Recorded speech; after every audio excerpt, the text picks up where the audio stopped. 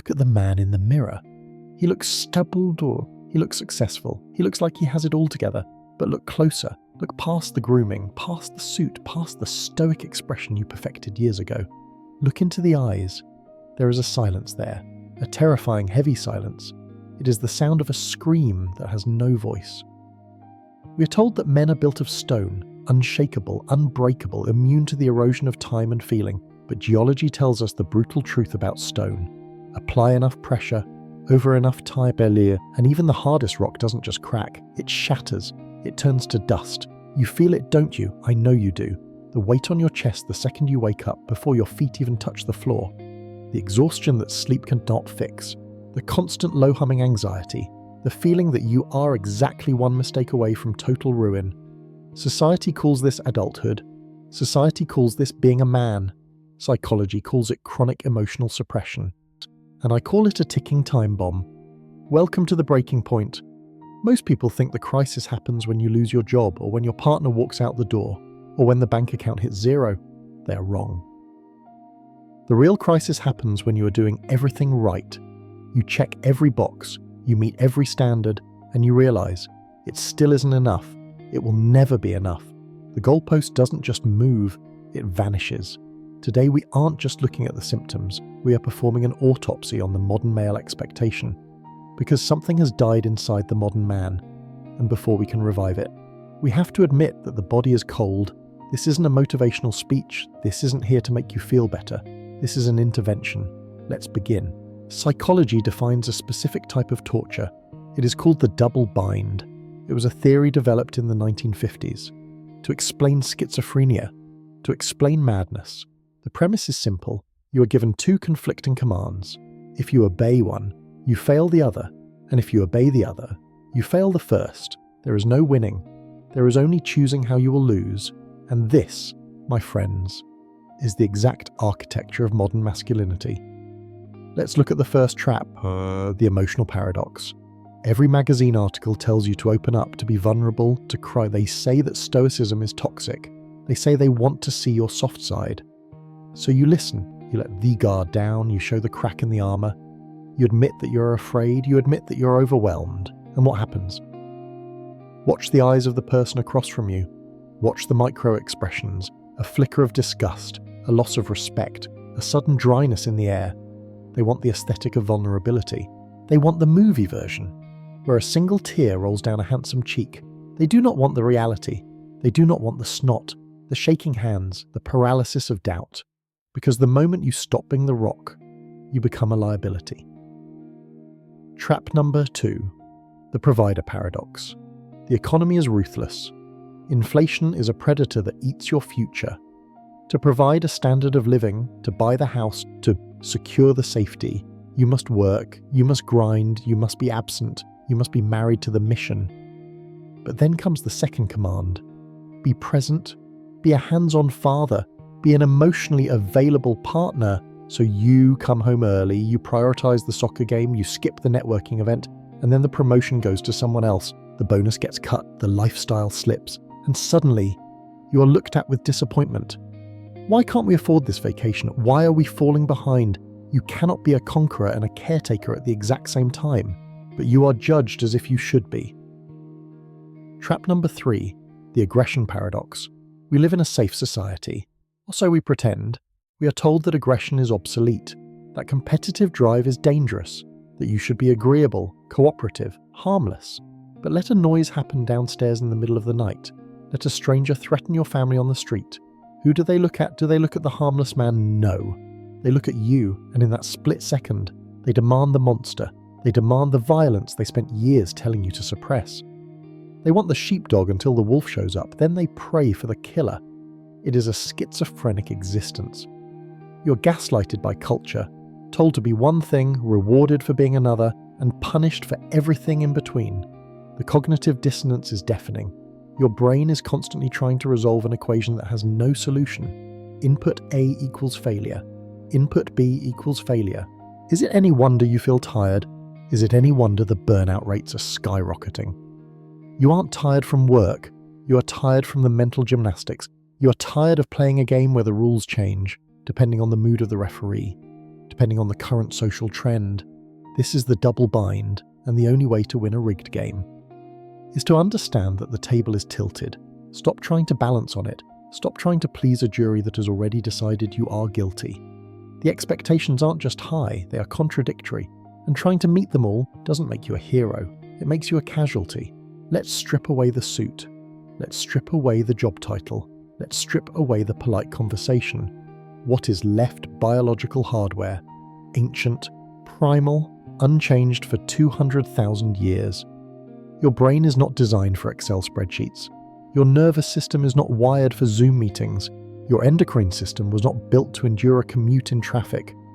You are the descendant of survivors, of killers, of men who tracked prey across frozen tundras, of men who stood shoulder to shoulder against the dark. Your biology is engineered for crisis. It is engineered for high stakes. It thrives on acute stress. The spike of adrenaline when the predator appears, the surge of testosterone when the heavy object needs to be moved, the flood of dopamine when the mission is accomplished.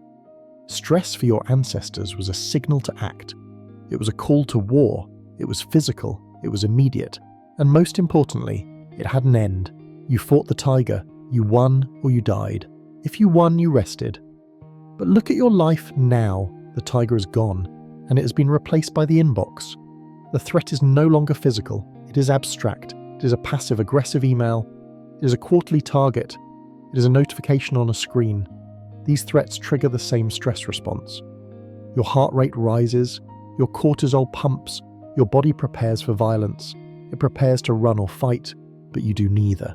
You sit still, you sit in the ergonomic chair, you smile, you type, and that energy, that mobilization of resources, where does it go? It has nowhere to go. So it turns inward. It becomes inflammation. It becomes high blood pressure. It becomes a low-level simmering rage that you cannot explain. This is the evolutionary glitch. You're a Formula One engine stuck in a traffic jam. You're a weapon locked in a display case, and the dust is settling. Modern society has solved the problem of survival. You don't have to hunt for food. You don't have to build your shelter. You don't have to defend your tribe from raiders. Comfort is the new god. Safety is the new religion. And for the masculine spirit, comfort is not a blessing. Comfort is a slow-acting poison. When a muscle is not used, it atrophies, it wastes away. When a psychological drive is not used, it rots. We see the statistics.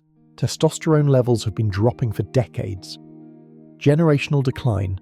We are physically changing. We are becoming softer, not by choice, but by environment. The modern world tells you that your instincts are wrong, that your desire for competition is toxic, that your need for hierarchy is oppressive, that your impulse to protect is patronizing. They are trying to rewrite your operating system. They want to install software that is incompatible with the hardware. And the error messages are flashing everywhere. Depression, anxiety, lack of pubis. These are not diseases, these are symptoms of a cage. A zoo animal paces back and forth, not because it is crazy, but because it has energy that requires a horizon, and you have been given a cubicle. Think about the way boys play. Rough, loud, testing limits, establishing order through conflict. Now look at how schools treat boys. Sit still. Be quiet. Don't run. They drug the boy to cure the boyhood, and this continues into manhood. The boardroom is just a classroom with higher stakes. HR is the principal's office. You are rewarded for compliance. You are rewarded for agreeableness, traits that are historically, biologically feminine, the traits that are historically masculine. Risk-taking, disagreement, dominance are viewed as liabilities. So you suppress them, you edit yourself, you become a sanitized version of a man, safe for consumption, bland, harmless. But the biology doesn't care about the HR policy. The biology demands a mission. It demands a dragon to slay. And when you deny a man his dragon, he doesn't become peaceful. He becomes self-destructive. He creates dragons in his own head. He creates conflict in his relationships just to feel something. He gambles, he drinks, he drives too fast. Because feeling fear is better than feeling nothing. Feeling pain is better than feeling numb. We are witnessing a mass psychological starvation. Men are starving for competence, starving for utility. We want to be useful, we want to be necessary. Not just wanted, but essential. In the old world, if you didn't do your job, the tribe died. That pressure was heavy, but it gave you meaning, gave you a crown of weight. In the modern world, if you don't do your job, someone else gets hired tomorrow. You're replaceable, you're a cog, and deep down your primitive brain knows it. It screams at you.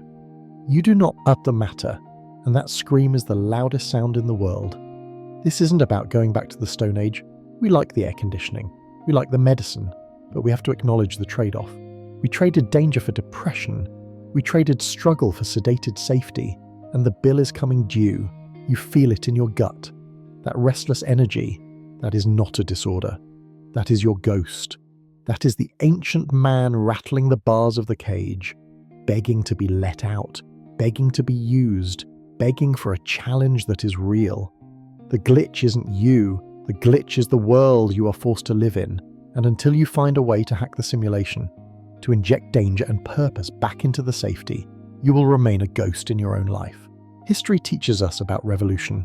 We expect fire in the streets, we expect shouting, we expect the clash of shields. But the greatest revolution of our time is happening in total silence. It is happening in dark bedrooms. It is happening behind locked doors. It is happening in the glowing blue light of a monitor. Men are not burning the village down. They are simply walking out of the village, and they are not coming back. Sociologists call it a crisis of masculinity. Economists call it a labour shortage. Demographers panic over the birth rate. But let's look at it through the lens of basic economics. Return on investment, ROI. Every human interaction is a transaction. You invest energy, you invest time, you invest emotion, and you expect a return. For generations, the deal was clear. The man burdens the load, he sacrifices his body, he sacrifices his freedom, and in return he received respect. He received gratitude, he received a legacy. He was the head of the table, the king of his modest castle. Now look at the deal today. The sacrifice is still demanded. The burden is still heavy, but the reward has been stripped away. Respect is now conditional. Authority is called toxic. Gratitude is replaced by entitlement. The king is now a jester, or worse, a tyrant. So the modern man looks at the contract. He reads the fine print. He sees the divorce statistics. He sees the family courts. He sees the social narratives that paint him as the villain by default, and he makes a rational decision. He puts the pen down. He does not sign. He opts out. In Japan, they saw this first. They called them herbivore men, Soshoku Danshi, men who have no interest in flesh, no interest in corporate climbing, no interest in women. They earn enough to stay alive. They live in small apartments. They are polite, they are quiet, and they are completely checked out. The government panicked. Women panicked. Where have the men gone? They are right there. They just stopped playing a game they cannot win. And this is spreading. It is the Great Resignation applied to life itself. It is the lying flat movement in China. It is the ghosting culture in the West. Why struggle to buy a house you can lose in a settlement? Why work 80 hours a week for a company that views you as a number? Why approach a woman if the risk of rejection is public humiliation or worse? An accusation. The risk profile has become catastrophic, and the safety mechanism is withdrawal. This brings us to the digital retreat. Society mocks men for playing video games. They call it childish. They call it a waste of time. But ask a psychologist why a man plays. In a game, the rules are clear. If you grind, you level up. If you kill the monster, you get the gold. Effort equals reward. It is a meritocracy. It is fair. It provides the dopamine hit of competence that the real world denies him. In the real world, you can work hard and get fired. In the real world, you can be a good partner and get cheated on. The real world is chaotic and unfair. The simulation is ordered and just. So men are migrating.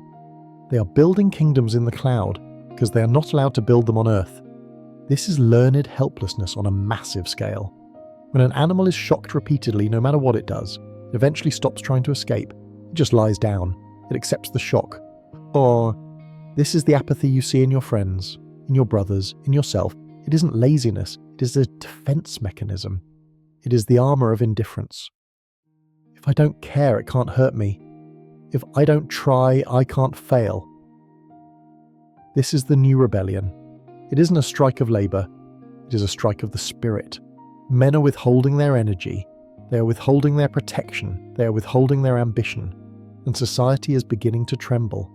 Because society was built on the back of the disposable male, the man who would do the dirty work, the dangerous work, the lonely work, for the promise of a good life. Now that the promise is broken, the machine is grinding to a halt. You see it in the dating market. Women asking, where are all the good men? The good men are at home. They are tired of jumping through hoops only to be told they are not tall enough, not rich enough, not exting enough. They have realized that the juice is no longer worth the squeeze, so they let the fruit rot on the vine. It is tragic, a generation of potential wasted, dissolving into pixels and silence. But do not mistake this silence for peace. It is the silence of a dam holding back an ocean. It is the silence of a structure that has lost its foundation. The men haven't vanished. They are watching. They are waiting. But they are no longer participating. And a society without the active, enthusiastic participation of its men, that is a society on borrowed time. The silence isn't empty. It is heavy. It is an indictment, and nobody knows how to fix it. Because to fix it, you would have to admit that the deal was broken in the first place, and nobody wants to admit that. So, here we are, standing amidst the ruins of expectation. You have two choices. Choice one, you continue to opt out, you rot in the dark, you become bitter, you let the resentment eat your organs until there is nothing left but a shell. That is the path of the victim. And frankly, it is boring. Choice two, you stay in the game, but you stop playing by their rules. You start playing by your own. This is not about checking out, this is about taking over. I call this strategic indifference. It is the art of giving zero energy to things that do not serve your core mission. It is weaponized stoicism. Not the kind of stoicism that tells you to endure pain silently. That is just convenient for your oppressors. No, I am talking about the stoicism of the emperor. The ability to look at the chaos, to look at the demands, to look at the shaming tactics, and feel absolutely nothing. Imagine the power of that. Imagine a woman or a boss or a society trying to manipulate you with guilt, trying to leverage your need for validation, and finding no leverage points. Because you have removed the handles, you have ceased to crave the applause. This is the ultimate rebellion, to be in the world, but not of it. How do you do this? You starve the beast. The beast eats your attention, it eats your emotional reaction. Stop feeding it. When someone questions your choices, do not explain, do not justify, do not apologize. Silence is an answer. A shrug is a manifesto. I don't care is a superpower. You must ruthlessly audit your energy. You have a limited amount of fuel every day. Why are you pouring it into a leaky bucket? Pour it into your body, not to look good for Instagram, but to feel dangerous, to feel capable, and pour it into your bank account. Not to buy things to impress people you hate, but to buy your freedom, to buy the ability to walk away from any table, pour it into your mind, read the books they don't want you to read, learn the skills that make you autonomous. When you shift your focus from being a good man, by their definition, to being a competent man by your definition, the dynamic flips. It is a psychological law of gravity. The one who needs the least has the most power. When you stop chasing approval, you become magnetic. This is the great irony, the dark joke of the universe. The moment you stop trying to please everyone is the moment everyone starts trying to please you. Why? Because you are rare, because you're authentic, because in a world of desperate people-pleasing simps, a man who owns himself is a unicorn. He is a prize, he is terrifying, and he is irresistible.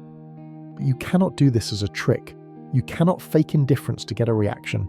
That is just manipulation, and women smell it on you like cheap cologne. It has to be real. You have to genuinely reach the point where your self-respect outweighs your desire for connection. You have to be willing to walk alone, because the man who can walk alone can never be held hostage. They can threaten you with loneliness, but if you have already made friends with the silence, the threat is empty. They can threaten you with cancellation. But if you do not rely on their platform, the weapon jams. This is how you reclaim the narrative. You don't beg for the pen, you take it. You write your own script, and if they don't like the character you've become, if they think you are too cold, too distant, too focused, Let them watch the movie, or let them leave the theatre. It doesn't matter. Because for the first time in your life, you are not the actor performing for a critic. You are the director. And the director never apologizes for his vision. The autopsy is complete. We have opened the chest cavity, we have looked at the organs, and we have found the cause of death. It was not a heart attack, it was suffocation. Suffocation by expectations that were never yours to begin with. You have been carrying a mountain on your back, while everyone around you asked why you were walking so slow. But now, you know the weight is there, and knowledge is the only blade sharp enough to cut the straps. This video was not designed to make you happy. Happiness is cheap. Happiness is a chemical reaction you can buy in a pill. This video was designed to make you lucid, to wake you up from the coma of compliance. You are standing at a fork in the road. To the left is the path you have always walked, the path of the good man, the path of burnout, the path of waiting for a thank you that will never come. It is a comfortable path, because it is familiar, but it leads to a grave with no name. To the right is the path of the sovereign, the path of the man who knows his value and refuses to negotiate it. It is a lonely path, it is a steep path. The air is thinner up there, but the view is freedom. The choice is terrifying, I know, but ask yourself one question. What is scarier, changing your life or being in the exact same place 10 years from now? Looking in that same mirror, with the same heavy silence in your eyes, only 10 years older, 10 years more tired, and 10 years closer to the end. Do not let the ghost win. Do not let the spark go out. Reclaim your biology, reclaim your mind, and let the skin follow. The world needs men, real men, dangerous men, men who are capable of great violence but choose peace, not men who are peaceful because they have no other choice. If you felt this, if this shook something loose in your chest, then you're in the right place. This is not a channel for the weak, this is a sanctuary for the awake. Join us. Hit the button, not for the algorithm, but as a signal to yourself that you are done sleeping. Tell me in the comments below, I am opting out, or tell me, I am taking over. Choose your side because the fence is breaking. I'm watching. We have crafted a monster. This script digs deep into the pain points, validates the struggle, and offers a dark, stoic path to redemption. It fits the mind before skin aesthetic, perfectly seductive, intelligent, and dangerous.